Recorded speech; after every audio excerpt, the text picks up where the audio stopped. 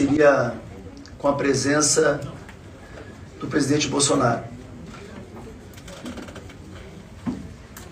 Senhor presidente, senhoras e senhores parlamentares, povo brasileiro que nos assiste. Hoje não é um dia comum. Esta não seria uma sessão ordinária. Esta é uma sessão histórica, um momento em que mais de 60 parlamentares, com coragem e convicção, decidiram suspender o recesso e vir a Brasília prestar uma homenagem. Mas, mais do que isso, prestar um testemunho de lealdade, de gratidão, de indignação e de luta. Hoje votaríamos uma moção de louvor ao ex-presidente Bolsonaro, ao sempre presidente Bolsonaro.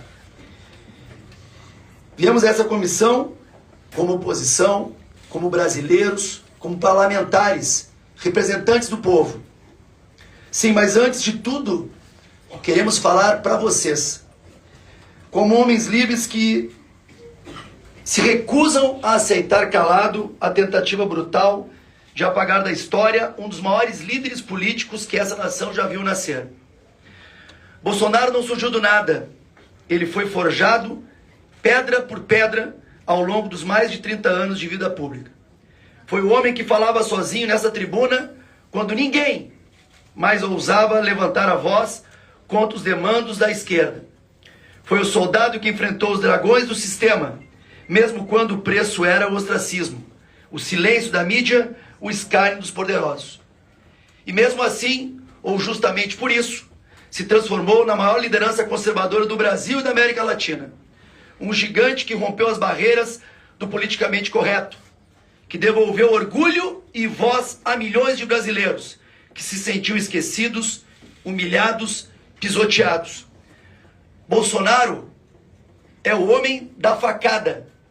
Não é uma metáfora.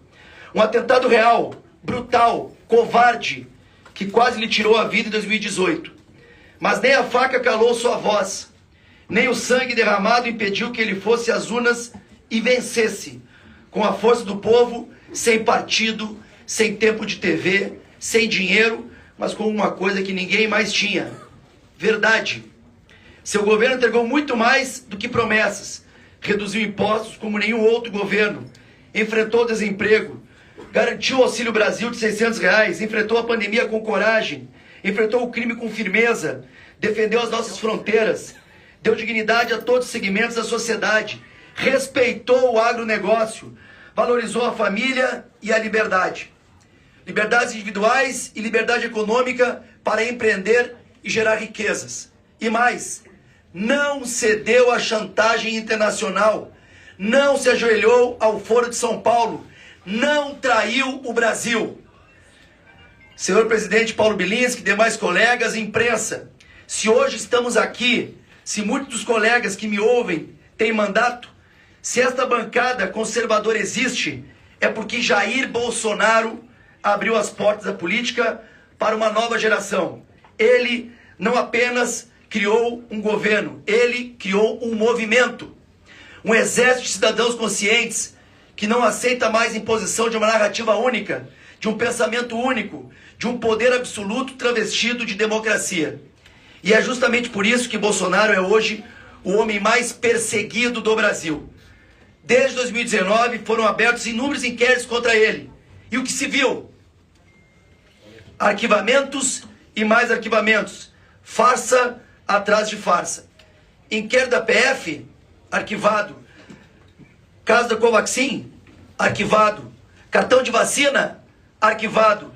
Jet ski baleia, sim. Até para se aproximar de uma baleia tentaram criminalizá-lo. E deu em quê? Em nada. Mesmo sem provas, o sistema o quer fora da vida pública. E não basta atacá-lo juridicamente. Querem censurar sua imagem, sua voz, sua história. Hoje, Bolsonaro não pode sequer usar suas redes sociais. Está proibido de falar com embaixadas, proibido de sair de casa à noite, monitorado por tornozeleira eletrônica, como um criminoso, quando quem deveria estar respondendo à justiça são outros. É uma ditadura. O Brasil hoje é governado por um triunvirato nefasto, o PT no Planalto, o STF no comando da repressão e o silêncio cúmplice de parte da imprensa. E é chegada a hora de dizer basta.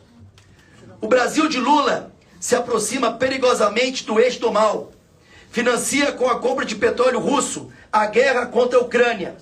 Se alinha a ditaduras como Venezuela, Nicarágua, Irã e China. Ignora as sanções dos Estados Unidos, desafia o Ocidente democrático e abre as portas para um isolamento sem precedentes. E quem é que vai pagar essa conta? O povo brasileiro. As sanções comerciais já começaram. O prejuízo econômico é certo. A perda de credibilidade internacional é evidente. E o responsável por isso não é Jair Bolsonaro. O principal culpado se chama a nanica diplomacia do governo Lula. Enquanto isso, o presidente que foi legitimamente eleito em 2018, que tem o apoio de mais de 60 milhões de brasileiros, que caminha pelas ruas ovacionado, é tratado como criminoso. Isso não é justiça, isso é perseguição, isso é vingança, isso é medo. Eles têm medo de Bolsonaro porque sabem que ele não está sozinho. Ele tem um povo ao seu lado, um povo que não se vendeu, um povo que não se calou, um povo que hoje ocupa essa galeria, essa esplanada, essa tribuna dizendo: não aceitaremos a destruição de nossa história, não aceitaremos a destruição de nosso líder, não aceitaremos a destruição de nossa liberdade. Concluo, Bilinski, meus colegas parlamentares e imprensa, a história